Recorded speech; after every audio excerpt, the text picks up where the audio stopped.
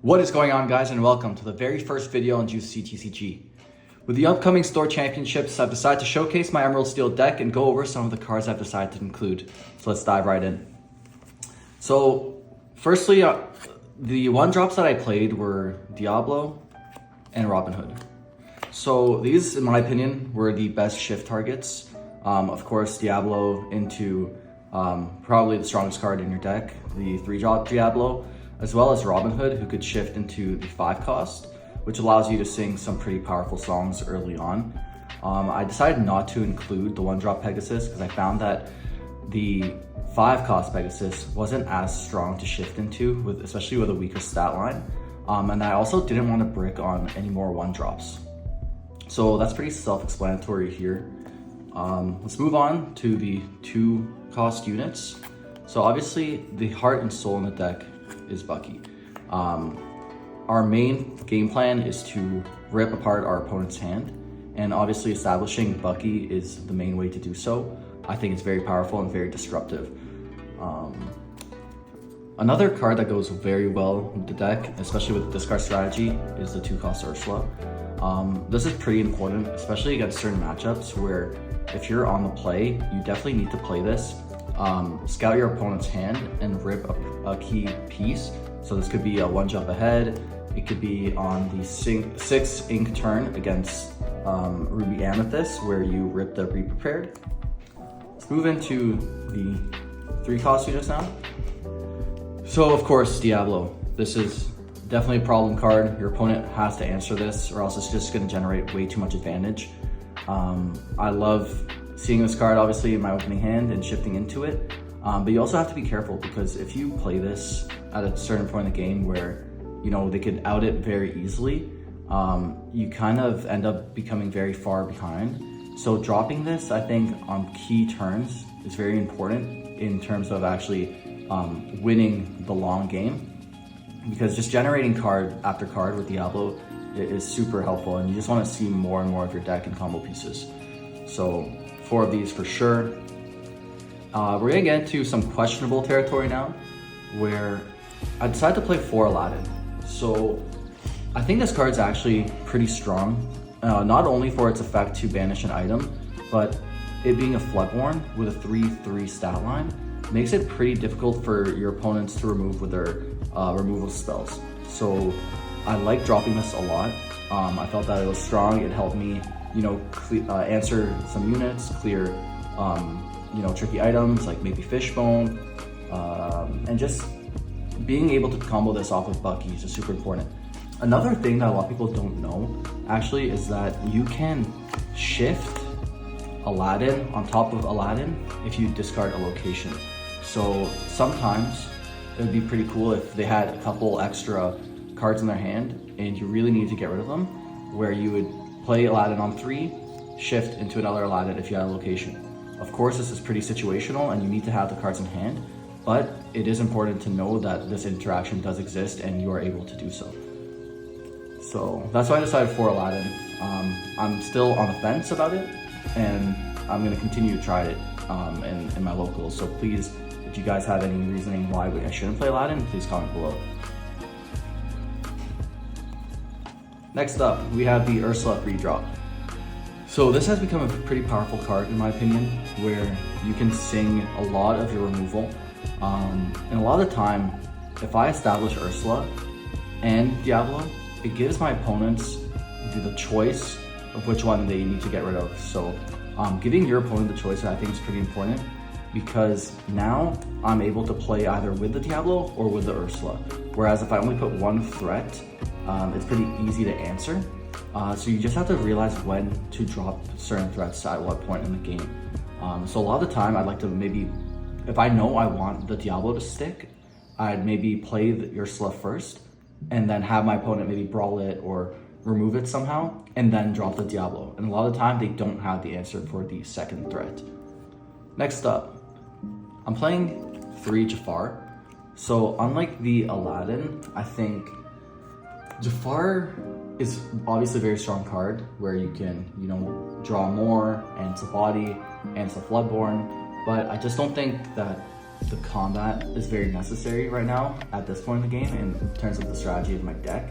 So that's why I opted to only go with 3, and especially because space is tight. I do think this is a powerful card. I've tried 4, I've tried 2, but I think 3 is the right number for me. In the 4 cost slot, we also have 2 Flynn Rider. I've been also on the fence about this card a lot. I do think that it's very fast, and in certain matchups, I think it helps you catch up a lot, especially when you're behind. It has evasive, so it could trade into Diablos, and you know, it is also another card that needs to be answered. But sometimes, obviously, it being non-inkable, and you know, sometimes if your opponent has way too many cards in hand, you just can't drop it, so it just becomes a dead card in your hand. Next up is arguably the best 5 cost is the Beast. So Beast is super important.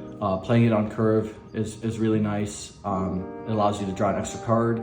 A lot of the time, I'll just leave it face up, get a few cards into my hand, and then decide when to start questing with it.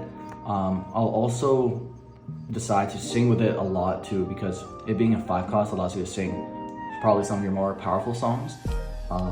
So obviously Beast is a staple in this deck. Also, we have the Robin Hood.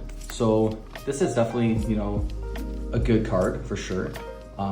Definitely not as good as Beast in my opinion, but you know, you can shift it on Robin Hood. It is a Floodborn.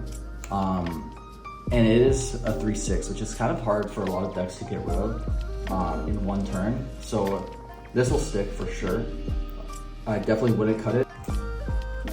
So we're gonna move on to the spells. So I decided to play 4 Let the Storm Rage On and 4 Strength of Raging Fire. So both of these cards are singable by the Ursula, so I think it's very important that I play both. I also think that these come up all the time in terms of helping you get rid of problematic cards like Flynn's or other Diablos. This pairs well with the Ursula because I could do 4 damage to units, so it's a very powerful card. I wouldn't cut either of these. If I were to cut one, maybe it would be the Strength, just because this is not as good on its own. It is inkable, but at the same time, you need a board in order to maximize this. So that's why it's just not as good as Let the Storm Rage On, in my personal opinion. So I also played 2 more pieces of removal. It's kind of interesting. 3 more actually.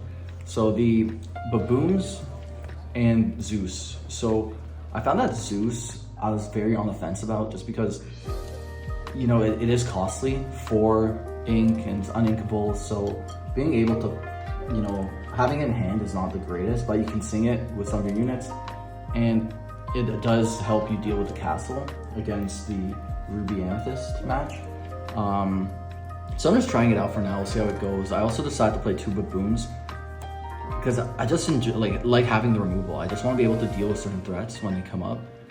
This is also inkable, and I can also pitch this for Diablo Shift. So I'm trying 2 for now. It might be a bit excessive, but I'm just gonna see how it goes. If I do change my mind later on down the road, I'll let you guys know. I'm not sure what this would be, but you know, for now, I do like the extra removal. Next up, we have more combo pieces. So I'm playing 3 Sudden Chill and 3 Bruno. I was on 4 and 4 before, but I really just wanted to play a more variety of cards in my deck.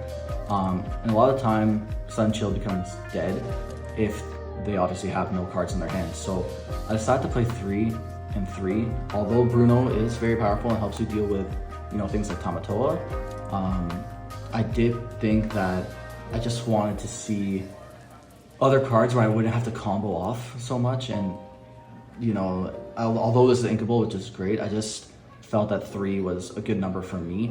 At any point, I could definitely up this to 4, maybe up this to 4 as well. I'd have to change a few things on my list. It could be removing the Baboon, but for now, I'm going to try these at 3 and 3 and see how I do. And the last 2 cards in my deck are the Hidden Coves. So Hidden Cove is definitely an interesting card. It protects your units against a lot of different removal spells like Brawl. Especially, you know, like you put the Diablo in here, it becomes 3/3. It's definitely strong. It does require a little bit of setup, but obviously in the end, it's probably worth it. A lot of times, you know, I'll put my units into the code and my opponent needs to either have like 2 cards to remove this, or, you know, it'll take them a while to get rid of it, and by then I would have already accumulated enough advantage. So yeah, this is kind of like the list I decided to run with for the time being. I'm gonna be taking this to a few store championships and see how I do. And yeah, guys, if you guys enjoyed the deck profile, please like, comment, and subscribe. And there'll definitely be more Lorcana content on this channel, gameplay, deck profiles, and that's it. Enjoy. Thanks.